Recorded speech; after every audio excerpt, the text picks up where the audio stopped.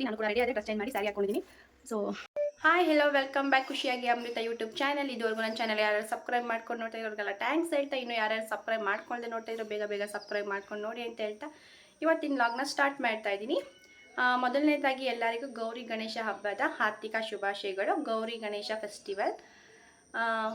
So ಈಗ already time ಬಂದು 7 o'clock ಆಗಿದೆ. ಆಲ್ಮೋಸ್ಟ್ ಎಲ್ಲ ಕೆಲಸ ಮುಗಿದಿದೆ. ಇನ್ನೊಂದು ಸ್ವಲ್ಪ ಇದೆ.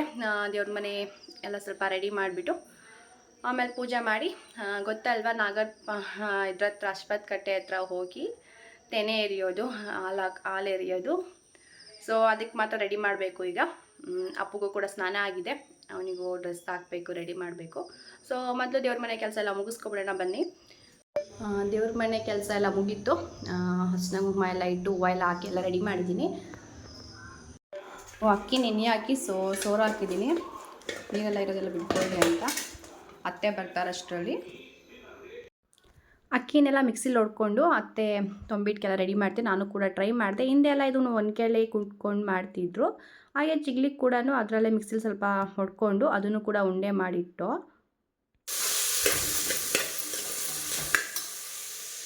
ಸೊ ಎಳ್ಳು ಮತ್ತು ತೊಂಬಿಟ್ಟು ರೆಡಿ ಆಯಿತು. ಚಿಗ್ಲಿ ತಂಬಿಟ್ಟು ಎರಡು ರೆಡಿ ಮಾಡಿಟ್ಟಿದ್ದೀವಿ. ಹಾಗೆ ಸಾಂಬಾರಿಗೆ ಮತ್ತು ಪಲ್ಯಕ್ಕೆಲ್ಲ ಕಟ್ ಮಾಡಿಟ್ಟಿದ್ದೀನಿ, ಪಟ ಅಂತ ಮಾಡ್ಕೊಳ್ಳೋಣ ಅಂತ. ಆಲೂಗೆಡ್ಡೆ ಬೇಯಿಸ್ಕೊಂಡು ಇದನ್ನು ಮ್ಯಾಶ್ ಮಾಡಬೇಕು. ಹಾಗೆ ಒಗ್ಗರಣೆಗೆ ಹಾಕೋಕ್ಕೂ ರೆಡಿ ಮಾಡಿದ್ದೀನಿ. ರೈಸ್ ಇಟ್ಟಿದ್ದೀನಿ. ಎಲ್ಲ ಆಲ್ಮೋಸ್ಟ್ ಎಲ್ಲ ಮುಗೀತು. ಈಗ ತೆನೇರಿಯಕ್ಕೆ ಹೋಗೋಣ ಅಂದ್ಬಿಟ್ಟು ಅಶ್ವತ್ಥ ಕಟ್ಟೆ ಹತ್ರ ಸ್ಯಾರಿ ಹಾಕ್ಕೊಂಡಿದ್ದೀನಿ. ನನ್ನ ಔಟ್ಫಿಟ್ ಹೇಗಿದೆ ಅಂತ ನೋಡಿ ಹೇಳಿ. ಸೊ ಅಪ್ಪುಗೆ ಡ್ರೆಸ್ ಹಾಕ್ಬಿಟ್ಟು ಈಗ ಹೋಗಬೇಕು. ನಂದು ಹೂವು ಮತ್ತು ಕುಂಕುಮ ಇಟ್ಟಿದ್ದೀನಿ, ಮಿಸ್ ಆಗೈತೆ. ಇವೆರಡು ಇಟ್ಕೊಂಡು ಅಪ್ಪುಗೆ ಡ್ರೆಸ್ ಹಾಕ್ಕೊಂಡು ಹೋಗ್ಬೇಕೀಗ.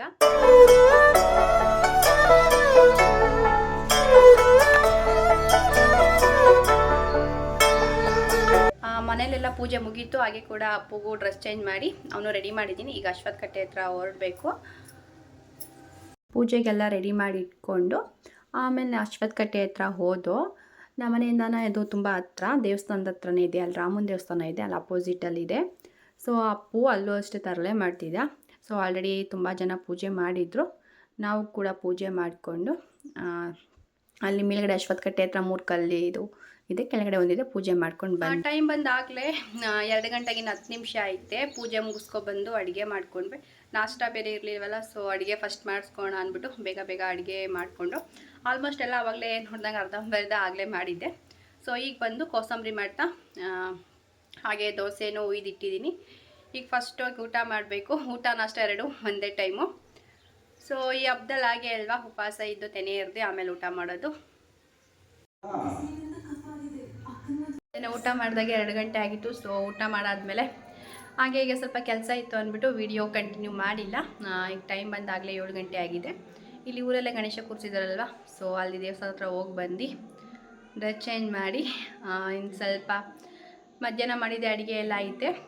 ಸ್ವಲ್ಪ ಮುದ್ದೆ ಮತ್ತು ಬೋಂಡ 2 ಮಾಡಿಕೊಂಡ್ರೆ ಹಬ್ಬನೂ ಮುಗೀತು, ಹಬ್ಬದ ಊಟನೂ ಮುಗೀತು.